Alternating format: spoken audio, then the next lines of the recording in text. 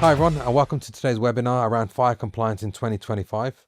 Today's session we're going to be talking about compliance, how it's been done, but more importantly, is it being done in the right place and at the right time? And obviously, most importantly as well, do we collect the right evidence around all that compliance in 2025? Now today, I'm here today with my guest speaker, Gavin Skelly from Fireware. Hi Gavin. Hey Vish. So just before I obviously kick in about myself and who I am, it'd be great to just tell the audience a bit about you, who you are. So over to you. Yeah, thank you. And thanks for the opportunity to speak. So who am I? I'm a guy that was inspired in 2018 by the words of Dame Judith Hackett, which, following her work on the Stage 1 Grenfell inquiry at the time, came to the conclusion that the culture of the construction industry particularly had to change. My background, I am not actually fire trained. A lot of people think I'm from the fire sector. I've had fire thrust upon me. My background is contracting. I've been a contractor for 35 years. And my experiences in that 35 years have been on both sides of the supply chain. I've worked for clients and I've worked for contractors. I've worked for developers, housing associations, consultants, a large amount of companies who combine to create the environments that we trust to be safe. And in 2018, when Dame Judith talked about culture, my strong belief was that in that 35 years of experience, I'd seen an awful lot of companies who would be prepared to act in a way that was totally commensurate with the duty of care they hold for the safety of the end user. And equally, I'd seen companies that would sell their granny down the river for a fast buck. The problem was you couldn't tell the difference between the two because on paper, everyone looks the same. Mm-hmm. So my thought process around 2018 was that how do we identify the companies I know are out there, the companies I've worked with, the companies that I've experienced with that value-driven, ethical-driven corporate approach. So I thought, look, what in my experiences had I seen before where there had been almost a complete change in the thought processes around construction. And my idea settled upon an organisation which you may be familiar with called the Considerate Constructor Scheme, the CCS. That was created in the late 90s to improve the image of construction. Because in the 90s, there was an awful lot of antisocial behaviour around building sites. Every TV programme you turned on seemed to be about something falling over. And the CITB were tasked with creating a scheme that focused on improving the image of construction to make it look better. The scheme's still in operation now. Love it or loathe it, because a lot of people, everyone's got an opinion. I've done several of the schemes in my contracting experience, and I find it, good. It makes you think. It makes you think about the image of construction. It makes you think more about the things that circulate around your primary business. You're there to build something, but the CCS scheme makes you think about things that you may not necessarily think about if you weren't undertaking it. And arguably it's worked. If you look at the modern day construction site now, you'll see a definite change in the behavioural approach. No antisocial behaviour, very, very scientifically produced, very, very focused on health and safety and the protection of people not only working on the sites, but also the people that live in and around the areas that the sites have been built in. So from my simple process, and this is back in 2019, I thought, well, look, that's it. If we can produce a scheme that can ask its scheme holders to undertake a series of non-legal, soft regulation conditions in the way they operate their business and brand them for doing it, give them an identity. If we can do that for image, why can't we do it for fire? Why can't we use a similar process, a similar approach to tackle this problem we have of identifying companies who are prepared to do the right thing, who are prepared to undertake a series of tasks, obligations, conditions, as they turned out to be, to make that process better. And that's really how Fireware came about. It's an organisation that sets its scheme holders, or members in this case, a set of conditions that they sign up to, and for signing up to it, they're rewarded with the identity of a Fireware membership business. But we ask them to undertake tasks which, to some extent, are industry-led. The industry knows itself best. It knows where its problems are. So we've created a scheme that looks at the problems that science and regulation might not actually deal with, the gaps in between, the grey areas, things where competency might not be enough. And arguably, in the 7 years that we've been doing this now, we're making an impact. We are visible. We have just under 200 UK based members. We've got interest from the States, from Australasia, from Northern Europe. It seems to be an issue, a global issue, more than just a UK based issue, but let's deal with one territory at a time. Fantastic. So yeah, so that's my reason for existence now is to promote the good guys. Go out there, task them to prove that they are. But if they are, let's celebrate them, and let's give the public a chance to choose companies that are prepared to do that, not just accept the companies that are working on the environments they trust to be safe because they have a competency mark. They need to know that they're not only competent, but behaviourally compliant too. Let's just start exploring about, let's just talk about around the pressure around compliance, in 2025. You mentioned Grenfell, and I think obviously there's been a lot of shift over the years, hasn't there, about how is compliance handled and so on and so forth. Just getting your opinion on compliance and, in 2025, being on the front line of, what have you seen? What are you seeing is happening? Is it for the good? Is it for the bad? Just tell us a bit about that thought. Really. Compliance is a heck of a subject. I think my view on it as an external, maybe looking into the sector, because go back to what I said at the start, I'm not fire trained, but maybe that gives you a slightly different perspective and a slightly different view. The fire sector is a hugely diverse arena with so many different levels of competence requirements. There are industries. There are parts of the sector that are regulated. There are certain disciplines that have legal regulation, but there are probably more that don't. Okay. And that, for me, is the biggest problem that we face. We've worked for the last 2 years with the British Standards Institute and the Home Office on a competency regime for fire risk assessors. So before that, there was no definition of what competent looks like for a fire risk assessor, and that seems unbelievable. It's actually the case. There's a long way to go because it's not just fire risk assessors. If you look at the amount of different inputs into a safe environment, there are so many choices made along the route of producing these environments, not only in the construction or redevelopment, but also in the maintenance, which ties into job management. I think the problem is that you have to rely on the clients to make the right choice in any discipline where there is no regulatory or legal line. Because this is where the problem for me is in compliance. You can have the most compliant supply chain you could possibly wish for. If a client doesn't have to use them, then they're rendered redundant. Doesn't matter how qualified you are. If a client chooses to use the guy down the road who's not compliant, yet that client ticks its legal obligation, then other agendas come into play, mainly financial. Because why would you choose if you didn't have to and you were looking at a budget? Why would you choose someone that's going to cost you more money because they're compliant when there's nothing to say that you have to use them, but you can still be, depending on what you're doing, but you can still be compliant yourself as a client. So that seesaw needs to be balanced. And this is why one of the unique things about FireAware is that it doesn't just apply to the supply chains. It applies to the clients as well. It applies to those making the choices. And it captures every single input into that supply chain. So a FireAware member could be a client, could be a housing association, could be a developer. It could also be their cost consultant, for example. And you might ask, well, why would a cost consultant want to be part of a fire-related organisation? It's because they've got a duty of care.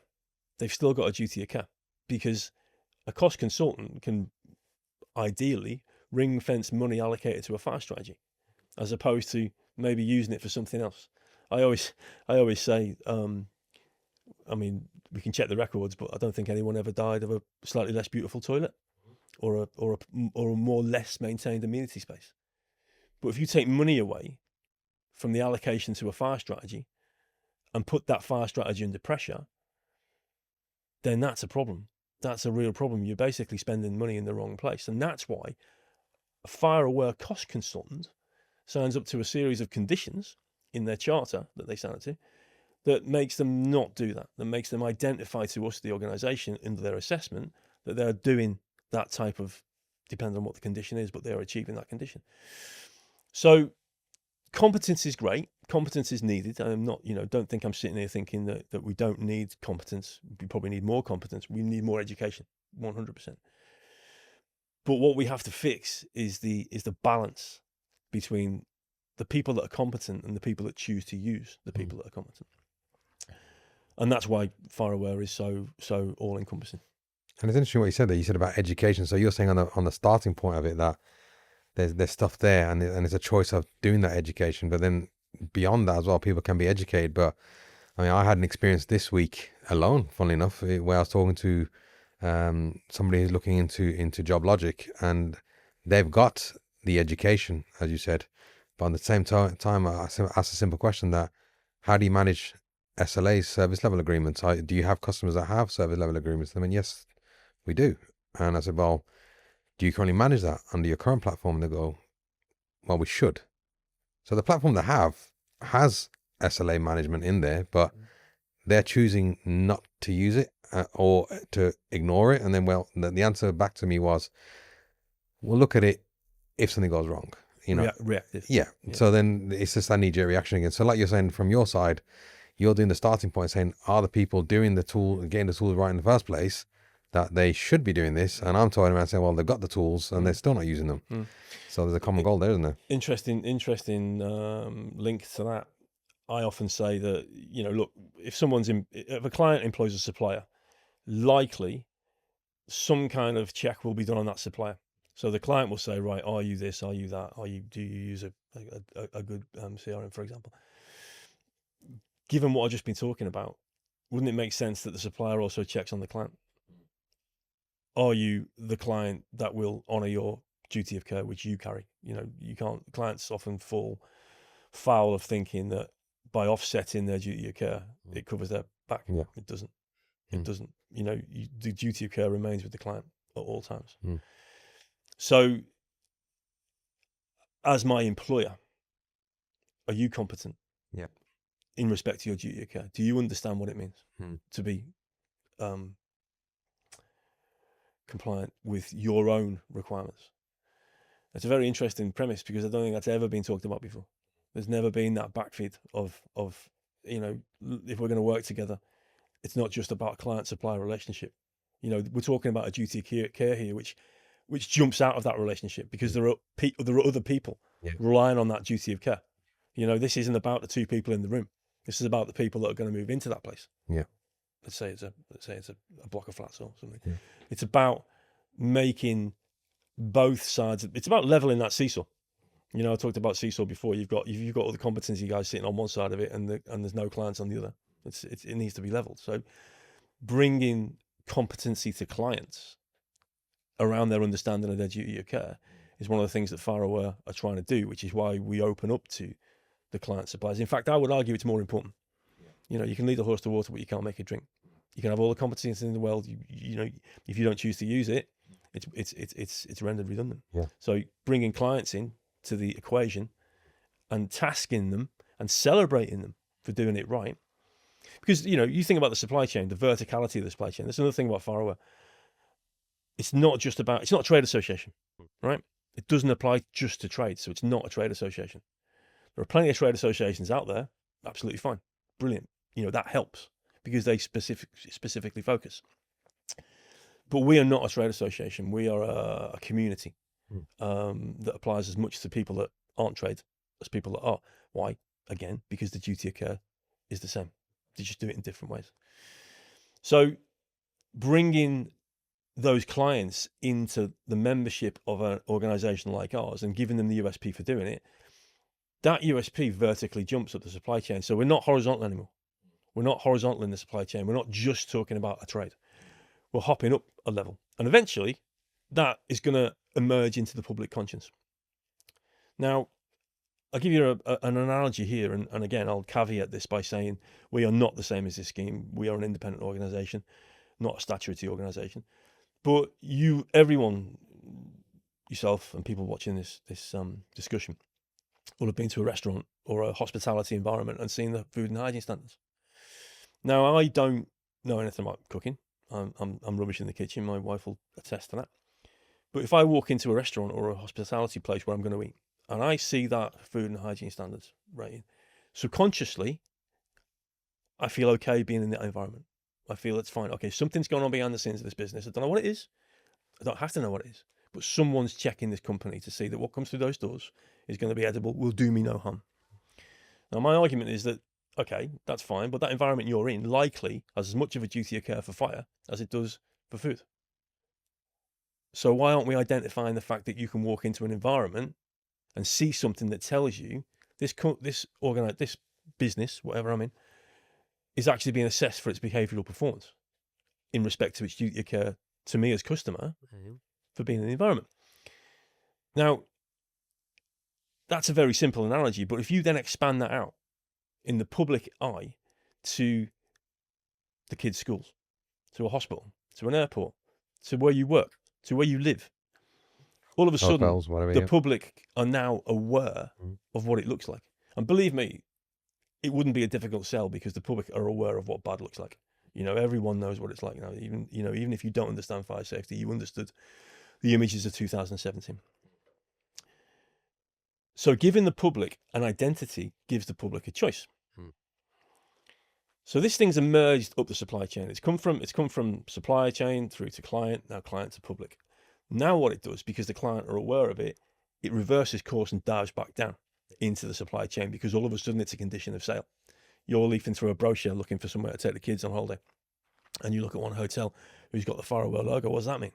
Well, it means that they're undertaking an assessment of their behavioural performance to make sure that the fire safety in that hotel is undertaken in a commensurate way, given the risk of the duty of care, the risk of fire in the environment. Sorry.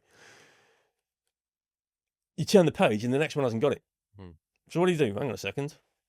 I tell you what, that now becomes a condition. That's a choice I can make, and it's a condition of sale. I don't want to take the kids to somewhere that potentially isn't as aware of its fire safety obligations or isn't prepared to identify the fact that I'd rather go to that place. That's a market shifting decision, because you imagine then if you take that to the marketplace and you start to say to clients, look, the public are demanding this, and the clients say, right, okay, well, I need to demand that of my supply chain, because the only way I'm going to have that is if my supply chain are doing it. So into their PQQs or the tender inquiries goes this, fires down a chain. Now, what happens then is it becomes difficult to compete if you're not part of it. And this is how I believe we change culture, which, going back to the start of the conversation, is exactly what I set out to do in 2019. Because you're not now trying to change culture by forcing people through rules and regulations to do it. You can't fight market force. Simple as that. You can't fight trade. And if you're in a business that has a duty of care but isn't prepared to sign up to something that says, I respect that duty of care, in a marketplace where it's being demanded, then you're going to find yourself in a cold place in the market. And it's interesting because, like you're saying, you're setting that standard on you, that bar. So giving that consumer confidence to say, well, and that's the ideal goal, possibly. We started. I mean, everyone has to start somewhere, right? And when I came up with the scheme in 2019 and started to build what it could be, I was using my experiences of the industry and knowing where the holes were and knowing where the gaps were in my experiences. But fast forward to now, and we've got a nucleus of highly credible companies, global companies, national companies, one man in a van, doesn't matter, because it applies. It's all the same. And so what we're doing now is we're feeding off their knowledge of the industry. This isn't about what we think anymore. It's what our community thinks. 100%. And our community know where the problems are. And because of our widespread nature, fire alarm engineers, fire door installers, fire door inspectors, fire risk assessors, hoteliers, block management companies. Yeah. They all know how the guy down the road's getting away with it. Yeah. They all know why they're losing trade Yeah. to their competitor because they are cutting the corners. So by helping us to write conditions of charter into our membership obligations, we can close those gaps. It's not legal. You don't have to do it legally, Mm-hmm. but think about the competitive nature. Yeah. Think about the marketplace. Think about the public choice that's being made Yeah. to choose those companies. So if you want to wear our logo, you do have to do it. Yeah. And that moves on probably to my next point now about how it almost comes into my world now then, because like you're saying is that you're saying that then, and you want those contractors, those firms to say, well, you're doing this, you're testing these things, you're making sure and you're satisfied that they've all been done to a certain a specific standard, whatever it is. But ultimately, how can we audit that and make sure that's all been done? So that's when it comes into the world of the Joblogics and all that as well, where an example now of a company that we have is a company called Technify. They're if you think of them from the platform, they were a company that started off with spreadsheets, manual paperwork, all that type of stuff. Where the just pre-golden thread, or sort of were they still doing it in the? No, yeah. Well, look, I mean, this was going back a few years now, obviously, where they've done that. But ultimately, the concern with a company like that, and there are still hundreds of companies like that out there, is that yes, you can do it on a piece of paper, yes, you can do it in an Excel spreadsheet, but then if something goes wrong, like I mentioned earlier, then how can you prove when it was done, how it was done, was it done to the right standard or whatnot? So what Joblogic done is by bringing it in to Technify is enable them to obviously, give a platform where engineers can see, well, this is the job we're getting. These are the assets we need to do. These are the forms that we need to complete. These are the tasks we need to complete. This is the evidence we need to collate. So by the time they've completed that, it's no longer relying on an engineer saying, give me a piece of paper back in on a Friday afternoon and thinking, well, what's going on from there? It's, the office are going to get that back instantly. They're going to see that from there. As well as that, then you're giving them tools like they can get floor maps and floor plans to say, okay, well, if you're in a hotel, like you mentioned, you've got floor 1, floor 2, floor 3. Both the office guys and the engineers can collectively see where are the fire extinguishers, where are the fire doors, where are the call points, whatever it's going to be. So engineers now can save a lot of time by walking around. You're not being getting more those, specific. Yeah, being more specific, and they're not getting that. You're not going to get those missed visits where they might tell and say, I can't find fire extinguisher number 3 because it's supposedly in that room, but I don't know where it is. If you can look on a floor plan, go, oh, right, it's over there in the corner next to the window. Brilliant. So we've got all these things. So, you're improving the efficiency of the job. You make sure things have been done on time. But more importantly, you're also creating that asset history, that audit that you can prove at any time that this is when we went, this is what we completed. Geo-stamped potentially to say, look, we can prove where we done this. That's really good. It's not that we're halfway down the M6 on the way home saying, I'll quickly to fill the form at one of my service stations just so everyone in the office or is happy. worse. Yeah. On the outside lane.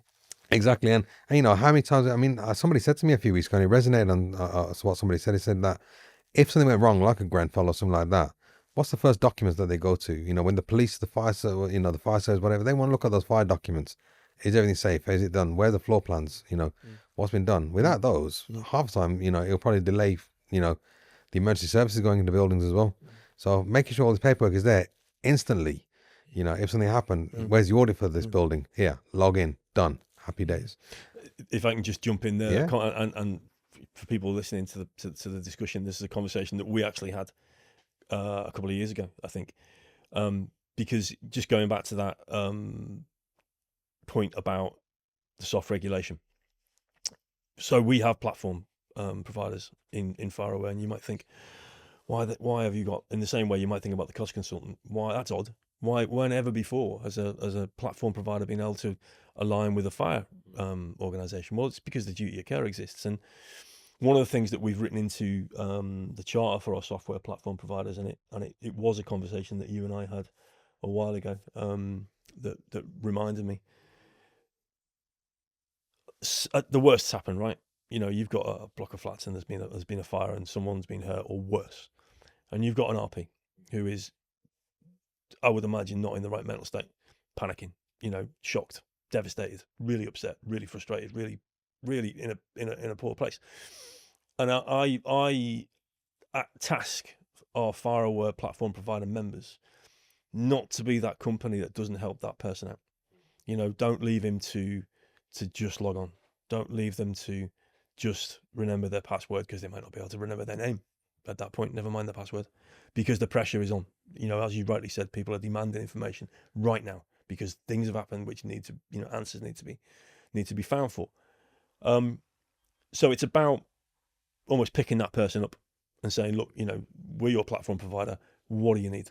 Yeah. What do you need us to do? How can we help? Yeah. And that's being fire aware. Yeah. It's not about you putting a fire door in a hole or putting some passive fire. It's about you understanding that this person needs help. This person needs, and that's not law. Yeah. That's not law, but you're doing the right thing. Yeah. And that's why any of our software platform providers, members, that's part of their condition chart. Now, I'm not asking everyone to, the other thing about fire aware is on the conditions, because it's been said to me a lot. You're asking all these companies to do all this stuff. How are they going to do that? Yeah, I get that. This is about cultivating change. So I am not asking people to change overnight, because I don't want to A, crush the enthusiasm for doing what we're doing, and B, kill them off as a business because they're spending so much time restructuring to do what we're asking them to do. It's not going to happen. It's not going to happen. We need businesses to evolve and to grow, and we will monitor their progress. And we might set them specific tasks after assessing where their business is, which might make them that company in the future. Yeah. This is cultivating change. Yeah, 100%. And going back to customer supply chain, as you define, like going back to Technify, yes, from their side, by having the asset list, the real-time information, going back to them as an example, yes, we've done the key criteria day to day, but that's enabled them to save thousands of hours of admin time, and like saying, stopping that faffing about trying to find paperwork, accelerating their whole workflow, getting invoices out the door quicker. So it's helping them as well as helping their customer. And then from a supply chain perspective, company like Joblogic, obviously we're always there to learn and listen about how we can evolve and how we can put the tools out there to make this journey easier for you guys. And there's a link to what I've been talking about, to exactly what you just said. So your client is getting the benefits of, the financial benefits of a more streamlined system. That client could also be a FireAware member, and we would like somehow to see a use of that saving, not just straight into the back pocket, maybe train more staff, maybe give people more salaries who have, have RP jobs, for example, reinvest in that culture of being a better company. Your system is saving them money. Fantastic. Let's use that money to make the business better. I'm not saying everyone would, but that's the kind of thing that we evolution is evolving. It's cultivating. Yeah, and look, people always got scared back in the day that you went from a typewriter to Microsoft Word and Excel. This to me is the evolution of that technology, and that's what we're here to do. We're here to help them guys move forward and make them more efficient. But like saying, going back to the audits, and look, we've released a new module within Joblogic called Locatrix, and that's all about the floor plans. I mentioned about the floor plans, and Locatrix gives our customers, our mutual customers, that benefit of where they can then go and log their assets onto floor plans, which will, yes, the administrators in the office can then load all those floor plans in. They can even draw the floor plans if need be on there. But then the engineers on the field can actually see those floor plans and again have a walk map of where they need to go, so on and so forth. So it's helping all those things. So again, it's helping again to make sure that, going back to the whole compliance piece, what I mentioned about is that it'll make sure that they're getting those assets done, they're finding them quicker, and then ultimately that paperwork's going to get done properly on time. So speaking of Locatrix, let's have a look at that now.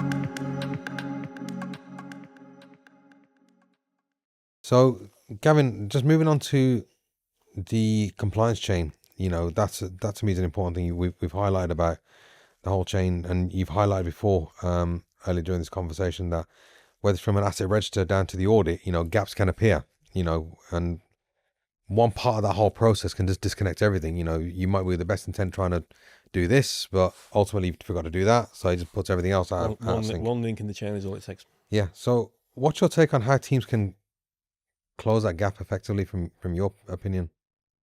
In specific relation to management software, or Not just in management software, general? just in general, just obviously to close those loops. I know you've highlighted obviously that you've got you've got your the fireware, just trying to make sure that we've got that conduct, that code of conduct almost. But is that the ultimate goal of where you're trying to make sure that everyone joins the T's and dots the I's properly, or what? How do you think we can close those gaps? Yeah, yes, and I think it's industry knowledge. I did refer to it earlier. It's industry knowledge of where the gaps are and where we need to focus our attention on. Because talking generally, the different sectors know their industry the best, and they know where the gaps are. And it's different depending on who you're talking to. But there has to be a recognition of, or an understanding of the importance of the work that's being carried out. It's a bit like, I suppose, you look at the medical profession, right? Very, very similar to the fire sector, actually, because they are an industry, call it, medical profession. It's a very, very, there's a lot of different subjects within that, a lot of different specialisms, a lot of different tasks. But every doctor you will want to go and see will have signed the Hippocratic Oath, which says, in basic terms, we will do no harm. It's been in place. It's been used for 2,500 years. This isn't new. And again, it goes back to the analogy to the corporate or market force, is that, would you go and see a doctor that hadn't signed the Hippocratic Oath? Even now, it's not legal. It's a voluntary commitment. They all do it. Or would you use a doctor that had been struck off? Probably not. So I think from the competency chain, people just need to understand the importance of what competency means. Yes. And it's not necessarily about the numbers or the science.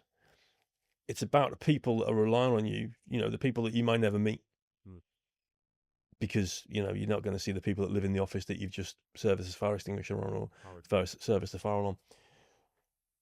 It's about human nature. It's about you understanding how important it is for you to do your job properly. And not allow your business to be sucked into other agendas that might stop that from happening. Not putting too much pressure on your engineers. Yeah. So they have to do the reports on the M6. And I think that you've mentioned like competency, I say compliance, and we both effectively mean the same thing. But yeah, competency and compliance from an estate, like if you said, like the NHS and the doctor's side, the estate themselves, will have that confidence that these things are being done, they're being adhered to, they're being completed. And from the contractors, again, from my world, is then we're making sure that they're doing everything properly. So hopefully this becomes a. But then it's the unity as well, then, isn't it? Yeah, because you're talking about two different, completely different sort of sectors there, but it's the unity of it all coming together. Yeah. Which then gives the public that image of, or feeling of comfort. Yeah. Funny enough, the lapel pins are weird to say maybe, but I was on the tube a few months ago, and I'd put this on, and I was standing in a carriage full of people, obviously, and I just thought, I wonder how many other people in this carriage have got a duty of care. I wonder how many people in this carriage have a responsibility for keeping people safe from fire, because there'll be more than me. But right now, I'm the only person that can visibly be seen as being that person. Now, if you imagine in a tube carriage, 10 or 15 people who are wearing the same, or all wearing the same logo, and the public understanding what that means, surely that's going to bring a cultural shift, because now they are visible, they are there, and they're only there because they're being tested to be there. And it brings that unity. Mm. And I think once you're in that unified position, your competency and your credibility become much stronger. Yeah. Because this made me feel proud. Yeah. Personally, I felt, not because I created the organization, because the message I was sending out. Mm. You know, I am prepared to nail my colours to the flag. I am prepared to put my name, show you that I'm prepared to do this. And test me on it if you want. Mm. But that's why I'm doing it. Yeah. So I can prove it. I think if you get to that culture, then the competency and compliance links Yeah. will be a lot tighter. Yeah. Because there's a reason that you're doing it, because you're in an organization that can link you with everybody else that's doing it. 100%. I think that's what I've learned today in this webinar is that 2025, yes, the shift is happening. It still is happening, but I think just by talking today, two people on different sides with separate mics, but we've got a common goal here. And like you're saying, by putting the foundation in place and putting the brickworks on top of it, we're building that house, that building that can make sure that this has all been done. 100%. I mean, if you built a house for the kids, would you want to make sure that every single person involved in that house from start to finish, and not just the people who are on the scaffold, Exactly. the people who design it to the people that maintain it, Exactly, is going to be right? Yeah. I want to know that you've got the skills. Yeah. I mean, the old adage, everyone will know it: skills, knowledge, experience, behavior. Yeah. I want to know that you're going to come to this site and you're going to send people to this site who've got the right behavior. I often say that the word, viewers, and you might have heard SKEB, skills, knowledge, experience, behavior. I would often take the B from for behavior and actually change it to bravery, because it's a brave thing to do in a marketplace where it's quite cutthroat. A lot of people doing it. It's a brave thing to do, to take a stand. Yeah. But isn't that what the public deserve? 100%. And they deserve that, obviously. And then, like saying, again, going back to the contractors and going back to the estates and everything, they want that confidence. I'm obviously regurgitating what you said before, but 100%, it's a win-win for everybody. If you're doing the simple actions and just auditing it and make sure that everything's done at the right time, in the right place, with the right tools, etc., like that, it's a win for everybody. Okay, so Gavin, just let's talk about the key takeaways from today. What are your thoughts on that you've from today's session? I think it cannot be stressed enough how important unity is across all duty holders. This unity, solidarity, community. We've all got a role to play, right? We've all got a role to play, and that role is keeping people safe. We've got a duty of care. I think in isolation, you're not going to achieve it. Everyone's got a different voice. There's a lot of white noise. It's a very big industry. Geographically, it's huge. So I think the public need something to grasp. They need something to hang on to. I talked before about trade shows, and trade shows are brilliant because they get all the people that, want to be in a room to promote their services, good services. They're all there. And if you took the member of the public and you stuck them in the middle of that, they would go, oh, right, okay, actually, do you know what? This industry does care. This industry does care about my safety, about my kids' safety. And then they all go because the show is finished. And that member of the public still standing there going, well, now what have I got? They've all gone to their different patches all over the country. I'm standing in this empty room. What am I left with? Because I probably won't remember the name of the company. Yeah. They need an identity that can stay with them. They need something to tell them wherever they are that the duty, because the duty of care exists pretty much wherever they are.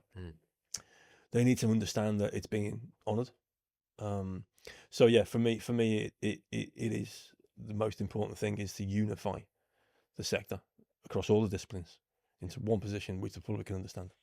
And then if I don't go one step lower than that, I think my key takeaway is that it's not just about digitization. Yes, that is an important key of, like I said, get rid of all the spreadsheets and all the manual paperwork, but it's also then by digitizing and putting all those audits in place, it'll create that professionalism. It'll enhance their customers' relationship with their own customers, on top of stuff like that. And it'll just give confidence that, again, like going back to the example we spoke about, that at any time data needs to be given now, not tomorrow. So you get that confidence that all that data is there ready for you to rock and roll with and pick it up and off you go. And I think that's one of the big key takeaways for me from today as well. Good. I think that's, for the webinar today, I think that's a great wrap up. I think from there, I appreciate Gavin for your time for today. And obviously, look, for anybody who's obviously listening to this webinar today, thank you much for your attendance. And if you were interested in having a bit of an explanation of either Fireware or Joblogic, then please give us a shout, and that'll be much appreciated. But again, thank you for your time. Okay. Thank you very much, Gavin, for your time. Until we meet again. Indeed.